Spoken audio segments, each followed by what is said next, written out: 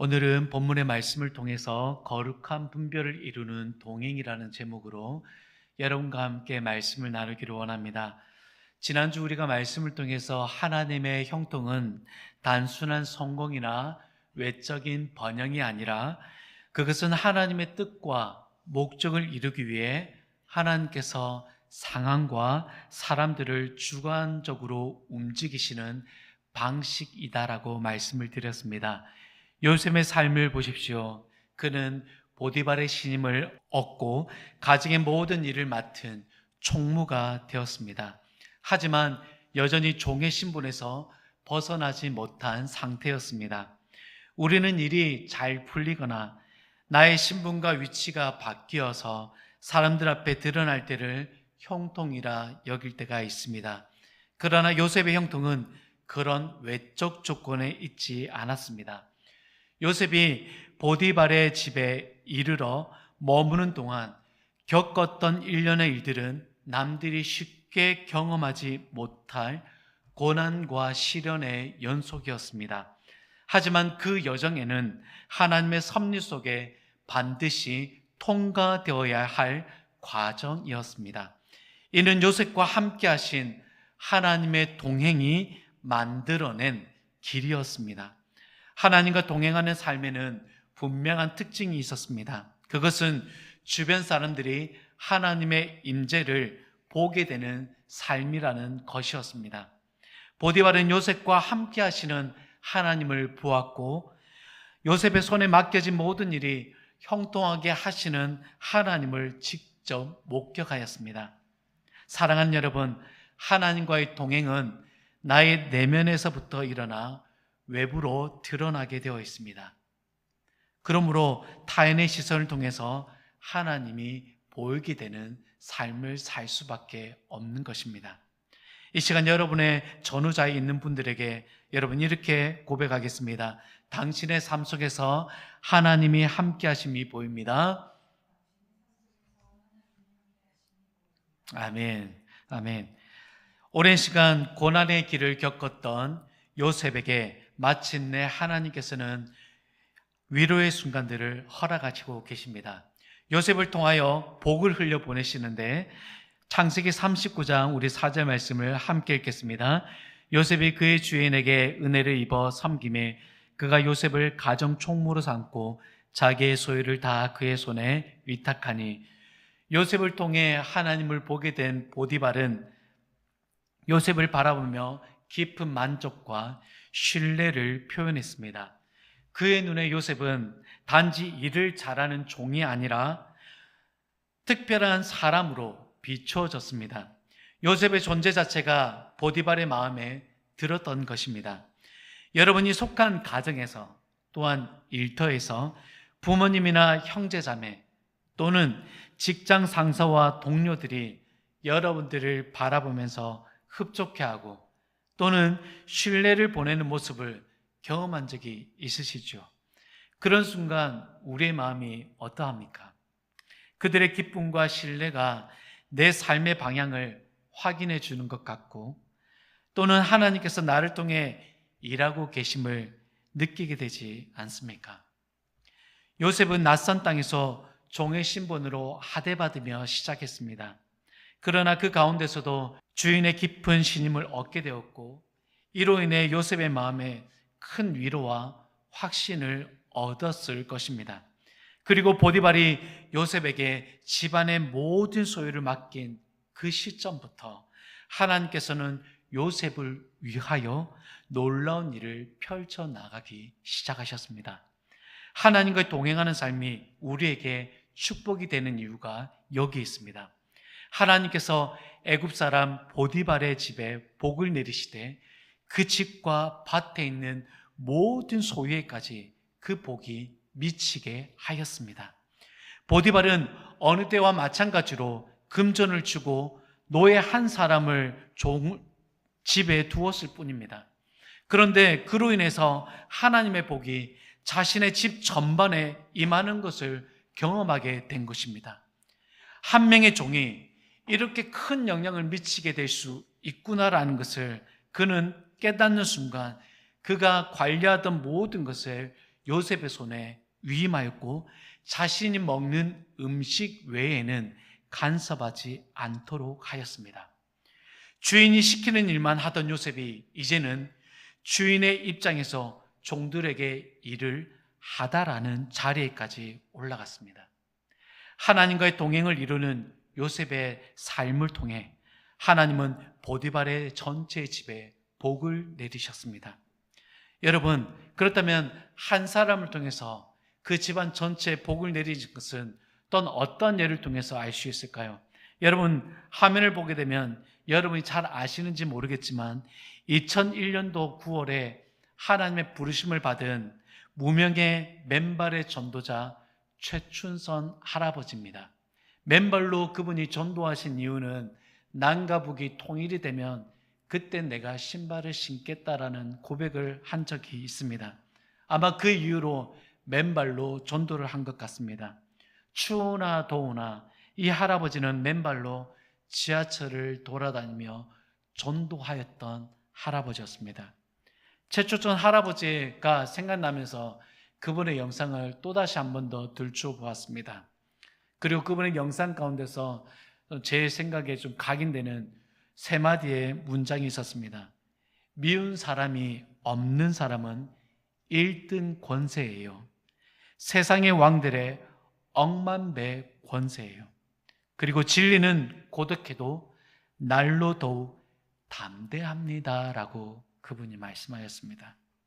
여러분, 이분이 어떤 삶의 배경을 가졌는지 그의 아들 최바울 목사님이 이렇게 말했습니다. 저희 아버지는 상당한 부자였습니다.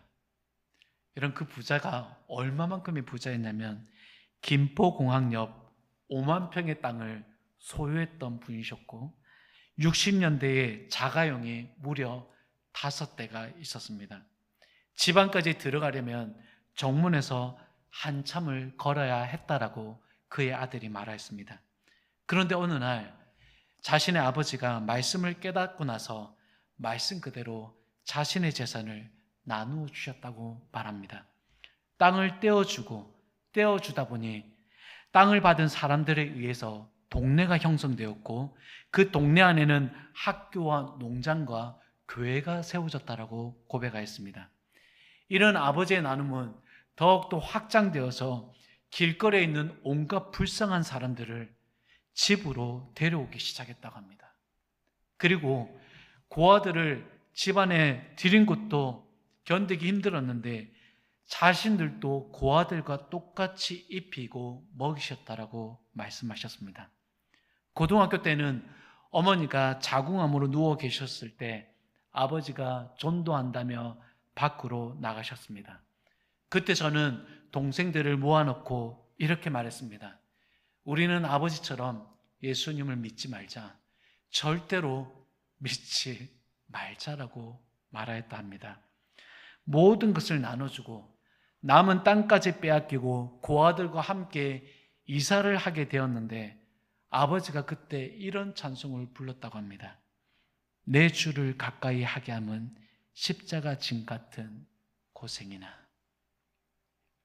평소 목발을 짚고 다니시지 않으셨던 아버지였지만 버스에서 전도하시다 버스 기사에게 쫓겨나면서 땅바닥에 떨어져 고관절이 부러지면서 큰 부상을 입었다고 합니다.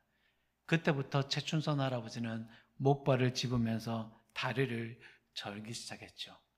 그럼에도 불구하고 그분은 전도하는데 늘 열심이었습니다. 아버지가 소천하고 난 뒤에 최바울 목사님은 이렇게 말합니다. 아버지가 생각날 때마다 가슴이 미워집니다. 유튜브에 있는 아버지의 동영상과 아버지의 발을 볼 때 눈물을 흘리게 됩니다. 제가 천국에 가서 아버지께 하고 싶은 말이 있습니다. 아버지 미안해요. 제가 아버지를 이해하지 못했어요. 얼마나 외로우셨어요. 얼마나 힘든 길이었어요. 세상 모든 사람들이 미치광이라고 조롱한 아버지의 삶이 얼마나 고독하셨을까. 제가 이해하지 못했습니다. 그런데 이제는 아버지의 삶을 이해하게 되었습니다. 아버지, 너무나 자랑스럽습니다. 세상의 모든 것을 누릴 수 있는 재산이 있었음에도 불구하고 변함없는 믿음의 삶을 살았던 이 한 분, 이 최춘선 할아버지의 삶이 여러분 이해가 되어지십니까? 최춘선 할아버지와 요셉의 삶은 공통점이 하나가 있습니다. 그 한 사람을 통하여 복이 흘러갔고 복이 넘쳤다라는 것입니다. 최춘선 할아버지는 가진 것이 많은 것이 있었음에도 그것을 팔아서 많은 사람에게 복을 끼쳤고, 요셉 한 사람은 가진 것이 없었지만 그에게 있는 하나님의 지혜와 지식으로 인해서 그 가정에 있는 보디발의 집안 전체가 복을 누렸습니다. 최춘선 할아버지가 나누어진 땅에 동네가 형성되었던 것을 보게 되면 요셉이 보디발의 집에 안에 일으켰던 그 복이 어떤 것인지 한 번쯤 상상해 보게 됩니다. 여러분, 이런 상황들을 보면 참 놀라운 일이 아닐 수 없죠. 요셉과 최춘선 할아버지가 하나님과 동행을 이루었던 이 삶은 하나님의 은혜가 그들을 통해 흘러가고 그들이 속한 곳에 복이 미친다는 것을 우리에게 정확하게 확인시켜주고 있습니다. 사랑하는 여러분, 하나님께서 여러분과 함께 동행하고 계심을 믿으십니까? 아멘. 2025년도를 시작하면서 우리 각자의 삶 가운데 우리가 한번 돌아보기를 원합니다. 하나님께서 여러분과 동행하시기 때문에 반드시 그 은혜가 흐르게 하기 위해 하나님께서는 여러분에게 부어주신 것이 분명히 있을 것입니다. 그것을 우리가 만약에 발견하지 못하게 되면 그 은혜는 흐르지 않고 막히게 될 뿐 아니라 나의 신분과 삶의 질이 달라질 때에도 막혀질 수가 있습니다. 사람의 지위와 환경이 달라지는 순간 그 믿음의 진실함이 시험대에 오르게 되는 것처럼 성경은 이러한 예가 우리에게 어떻게 이루어지는지 여러 예를 통해서 보여준 적이 있습니다. 첫 번째는 이스라엘의 첫 번째 왕이었던 사울을 보십시오. 그가 하나님의 부르심을 받았을 때 자신은 이스라엘 지파 중 가장 작은 베냐민 사람이라 낮추며 겸손하게 시작했습니다. 하지만 왕이 된 이후에 그는 권력에 취해서 하나님의 명령을 듣지 않고 무시하며 자기 뜻대로 행동하기 시작했습니다. 사무엘이 오기 전 제사를 드리고 아말렉을 진멸하라는 하나님의 명령에 불순종하였습니다. 겸손했던 그 자가 교만한 자로 바뀌어진 대표적인 예입니다. 그들을 이은 다윗 왕도 처음에는 누구도 지목하지 않았던 이새의 마지막 막내 아들이었습니다. 하나님을 사랑하고 하나님의 뜻을 위해 자신의 삶을 바친 위대한 신앙의 사람이었습니다. 하지만 그 역시도 왕이 되어 힘과 영광을 얻게 되자 우리아의 아내 밧세바를 범하고 심지어 그의 남편 우리아의 죽임까지 관여하며 자신의 정욕을 따르게 되었습니다. 그 결과 그는 하나님의 징계를 받게 되고 가장 신실했던 자도 권력들 앞에 넘어질 수밖에 없는 것을 우리는 이 두 왕을 통해서 살펴볼 수 있습니다. 물론 두 왕뿐만이 아니라 우리의 역사를 살펴보게 되면 프랑스 혁명의 영웅 로베스피에르도 국민의 참정권을 외치면서 많은 국민들의 지지를 얻었습니다. 그리고 정의와 평등을 추구하여 많은 국민들의 지지를 받았죠. 그런데 그가 권력을 잡은 뒤에는 자신을 반대하는 모든 자들을 무자비하게 처형하는 공포 정치를 펼쳤습니다. 여러분, 오늘날에도 마찬가지입니다.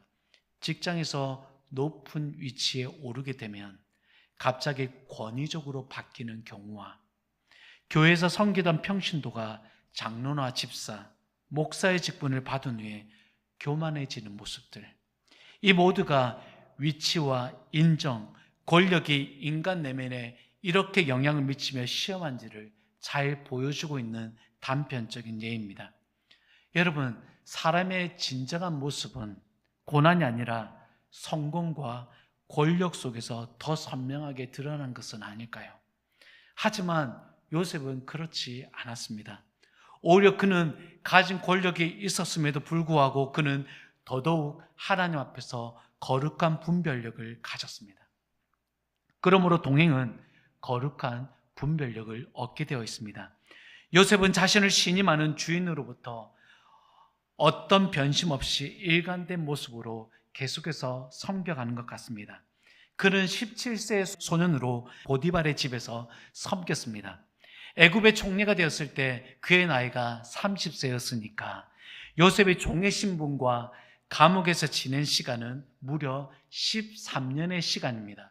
물론 이 13년의 시간을 보디발의 집에서 생활한 시간과 감옥에서 지낸 시간들을 어떻게 배분해야 될지는 정확히 알 수는 없습니다.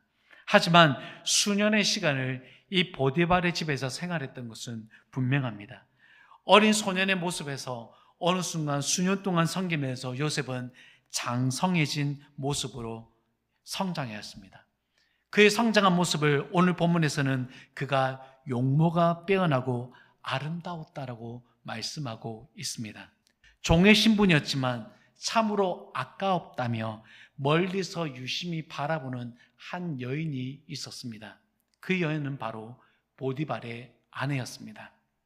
남편의 관심을 못 받아서 이 종에게 관심을 두었던 것일까? 어떤 이유가 되었든 여인의 눈길은 요셉을 향하고 있었습니다.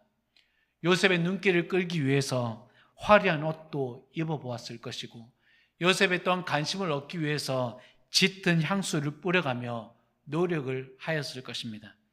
그런데도 불구하고 요셉은 그 여인에게 눈길조차 주지 않았습니다. 그러던 어느 날 이 보디발의 아내는 적극적인 행동을 취하기 시작합니다. 창세기 39장 7절 말씀, 그 후에 그의 주인의 아내가 요셉에게 눈짓하다가 동침하기를 청하니. 여러분, 이게 말이 되는 것입니까? 주인의 아내가 요셉에게 눈짓을 하며 동침하기를, 여러분, 여기서는 청한다라고 되어 있는데 이 청한다는 것은 명령하다라는 의미입니다. 그렇죠. 주인이 여러분 어떻게 종에게 청할 수 있습니까? 여기서 청하다란 말은 여러분 하나님이 천지를 창조하시고 아브라함에게 말씀하실 때 이르시되란 말이 바로 여기 청하다란 단어입니다. 주인의 아내가 명령하는 것인데 종의 신분이라면 이것을 여러분 어떻게 해야 됩니까? 그대로 즉각적인 순종을 보여야 합니다. 이전처럼 네 그렇게 하겠습니다라고 적극적인 순종의 자세를 취해야 하는 것이 요셉의 종의 신분이었습니다. 주인의 아내의 눈길을 보니 여러분 평범하지 않다는 건 요셉도 느끼고 있었습니다. 그런데 그 가운데서 요셉에게 명령하여 나와 잠자리를 하자는 것을 여러분 어떻게 종의 신분으로 거절할 수 있겠습니까? 또한 이 여인이 요셉을 바라보는 이 눈짓은 의도적이고 집중적인 시선을 말하고 있습니다. 얼마나 집요한지를 말씀해 주고 있는 거죠. 그럼에도 불구하고 요셉의 마음가는 어떤 생각이 있겠습니까? 그래, 난 종이지. 주인의 명대로 해야 하는 게 맞겠지. 내 생각과 의지가 이곳에서 무슨 필요가 있겠냐라고 여러분 생각하지 않았겠습니까? 요셉은 주인의 돈으로 산 종입니다.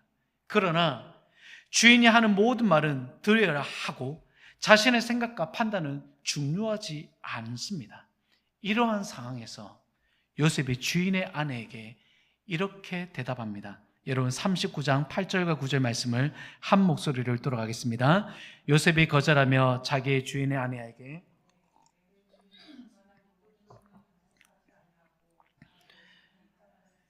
이 집에는 나보다 큰 이가 없으며 주인이 아무것도 내게 금하지 아니하였어도 금한 것은 당신뿐이니 당신은 그의 아내임이라.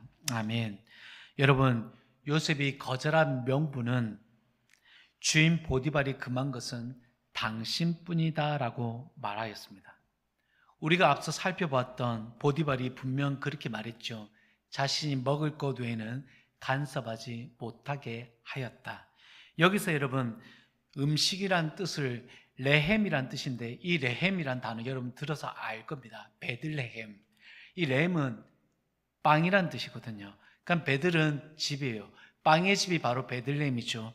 여기서 말한 이 레헴도 음식을 뜻하는 겁니다.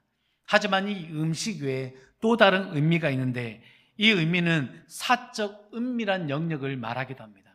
그래서 이것은 자신의 아내를 포함시킬 수도 있다는 것입니다. 그래서 요셉이 자신의 주인이 했던 말들을 떠올리며 내가 금한 것은 당신뿐이다라고 요셉이 정확하게 꼬집어서 말하는 것입니다. 그러므로 요셉은 하나님 앞에서 주인의 아내를 탐하는 것은 명백한 죄이며 반역이라는 것을 분별하고 있는 것입니다. 당시 고대 근동 법전에서도 그런 명목들이 있습니다. 종이 주인의 아내를 탐할 때 나타난 규정 가운데 이런 글이 있습니다. 주인의 아내와의 관계는 주인의 명예를 훼손하는 중대한 범죄이며 이 범죄를 저지른 종은 반드시 죽거나 또한 그 종과 관계를 했던 아내는 코와 귀를 베어버리는 형벌이 있습니다. 굉장히 무섭죠.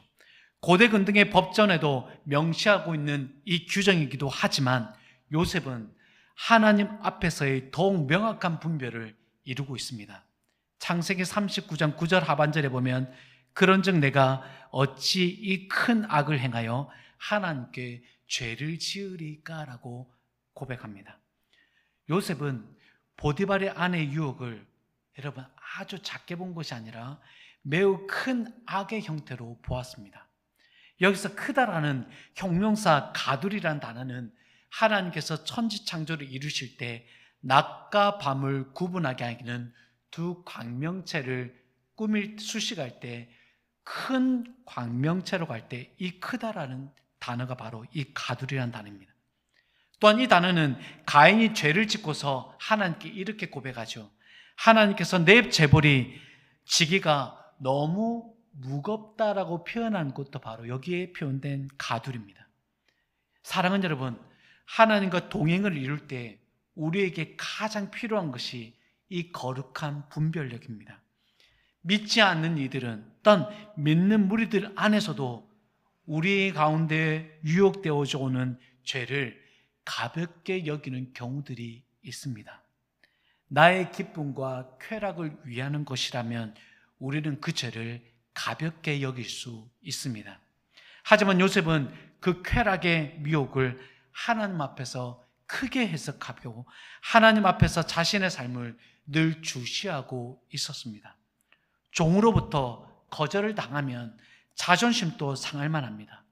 하지만 보디발의 아내는 더욱 집요하게 요셉에게 다가갑니다. 날마다 요셉에게 동침하자라고 명령하고 그에 따라 요셉은 거절하기 바빴습니다. 그리고 요셉은 계속되는 여주인의 유혹을 듣지 않기 위해서 그 여주인이 있는 곳마다 계속해서 피해 다녔습니다. 사랑하는 여러분, 하나님 앞에서 거룩한 분별이 된다면 취해야 할 행동들이 무엇인지 요셉을 통해서 우리에게 말씀해 주고 있습니다. 첫 번째는 그 유혹과 미혹을 듣지 않는 것이고, 두 번째는 그 유혹을 우리에게 듣게 하는 곳에서부터 우리가 피하는 것입니다. 그리고 셋째는 제가 말씀드리겠지만 도망가는 것입니다. 요셉은 하나님 앞에서 매우 큰 이 죄악을 저지르지 않기 위해서 보디발의 아내의 명령을 듣는 것을 거절하였고 피해 다녔습니다. 그런데 이 여인의 집요함은 요셉이 일하기 위해서 들어가는 곳이 있지 않겠습니까? 그것을 어떻게 또한 파악했는지 그곳에서 요셉을 기다렸고 요셉이 그곳에 들어오자 그 순간에 요셉을 덮쳐버렸습니다. 요셉이 자기의 옷을 붙잡는 주인의 아내를 뿌리쳤지만 그녀의 손에 요셉의 옷이 들려졌습니다. 하지만 요셉은 옷을 버려둔 채 그 자리에서 도망하게 되었습니다. 여러분, 여기서 도망하다는 것은 그냥 피했다는 의미가 아니에요. 필사적으로 하는 것이 도망입니다. 이스라엘 백성들이 여러분 부지 중에 죄를 짓게 되면 어디로 피신하냐면 도피성이라는 곳에 피신하게 되어 있습니다. 그렇다면 자기가 부지 중에 죄를 지었다고 했을 때 부득이하게 다른 사람이 자신을 해하는 사람이 있지 않겠습니까? 그런 모든 위협으로부터 여러분 도망하기 위해서 여러분 황급히 피하지 않겠습니까? 그게 바로 여기서 표현하는 도망이라는 단어입니다. 요셉이 그 주인의 아내에서부터 도망했던 것은 황급히 여러분 달아나 버린 것입니다. 여러분 우리가 죄를 분별했을 때 나타났던 이 세 번째 반응 역시도 우리가 그 자리에서 빨리 황급히 피해야 하고 도망해야 되는 것이 분별력은 가진 사람의 취해야 되는 행동들입니다. 사랑하는 여러분, 유혹은 우리에게 언제 다가옵니까? 요셉에게 다가온 유혹도 여러분, 그가 혈기왕성한 때였습니다. 종의 신분 가운데서도 최상의 위치에 있을 때 이 유혹이 다가왔습니다. 우리에게 다가오는 유혹도 그러하지 않겠습니까? 내가 선택할 수 있고 내가 마음만 먹으면 할 수 있는 상황 속에서 유혹들은 다가옵니다. 그렇죠. 내가 뭔가 사고 싶고 누리고 싶은 것도 내가 가진 것이 있을 때 생겨나는 거예요. 내가 구두 한 켤레를 사고 싶어도 여러분 내 안에 물질이 없다면 그것을 쳐다보지 않아요. 그러나 내 안에 물질이 있을 때 여러분 내가 사고 싶어하는 것들을 하나 둘씩 보게 되는 것처럼 유혹은 내가 할 수 있는 상황 속에 있을 때 찾아옵니다. 이때 우리가 분별할 수 있는 유일한 기준은 그 유혹과 동행하는 것이 아니라 하나님과 동행하는 삶을 이룰 때 가능해집니다. 하지만 내가 즐기려고 하는 그 순간 우리는 하나님께 이렇게 고백할 때가 있습니다. 하나님, 잠시만 눈 한 번만 감아주세요라는 것입니다. 이 한순간만 제가 이것을 택하겠습니다라는 것입니다. 여러분, 우리가 타협하는 순간 우리는 앞서 우리가 취해야 될 행동들을 다 멈추게 됩니다. 우리는 그 유혹을 듣지 않아야 되지만 그 유혹을 들을 수 있도록 귀를 열게 되고 유혹이 있는 곳을 피해야 하지만 우리는 그 장소에 머물게 됩니다. 그리고 그 상태라고 한다면 도망이 아니라 여러분 그곳에 우리는 정착하게 됩니다. 사랑하는 여러분, 말씀을 맺겠습니다. 하나님과 동행을 이룰 때 하나님이 우리에게 주시는 복을 우리에게 흘려보내고자 하십니다. 그것이 물론 물질이 될 수도 있습니다. 또 다르게는 요셉처럼 지혜와 지식일 수 있습니다. 또한 저와 여러분에게 하나님께서 허락하신 직임일 수 있고 은사가 될 수 있습니다. 그것을 통해서 하나님은 여러분과 함께 하셔서 주변의 많은 사람들에게 복을 미치게 하십니다. 이게 바로 하나님과 동행하는 사람들에게 나타나는 하나님의 복입니다. 여러분 안에 하나님께서 무엇을 채우셨는지 여러분 꼭 확인해 보시기를 바랍니다. 분명 여러분이 생각하는 그 이상의 복들이 여러분들 가운데 채워져 있는 것을 확인하게 될 것입니다. 그리고 하나님과 동행을 이룰 때 내게 다가오는 유혹들이 작은 것으로 보지 않고 크게 보며 확실하게 분별할 수 있는 거룩함이 주어지기를 축복합니다. 이번 주간도 저와 여러분이 하나님과 동행을 이루는 가운데 나를 통해 하나님의 복이 어떻게 흘러가게 되는지를 볼 수 있기를 바라고 우리를 끊임없이 유혹하는 것들에 대하여 분별할 수 없을 정도로 작게 보는 것이 아니라 크게 볼 수 있는 거룩한 분별력이 오늘 저와 여러분에게 있기를 주님의 이름으로 축원합니다.